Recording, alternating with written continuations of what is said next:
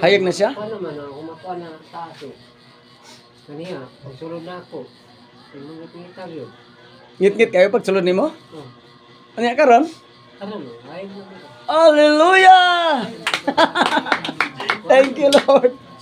Lusot-lusot na lang. Ayun na ako. Lusot na. Hallelujah. Ganina nga, ang imong kwanyo, ang imong Kaniya, ako mata. ang imong mata ganina. Kapula gud siya nga. Kuan? Pula bitaw yung mata. Kapula. Wala. Ya karon, mitawhay ni imong mata ni gwapo na pug ka. Abi nimo unsay nakaingon nimo ana nganong nakuan ka, nang halap ka? Oh. Ang demonyo nga naglagot si mo ha.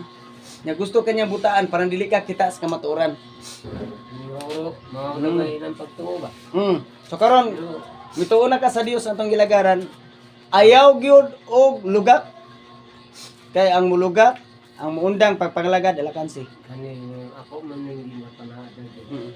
Sa ato bitaw nakainom doon pagka ato. Sa kalimot ako wala na para na ako kabana.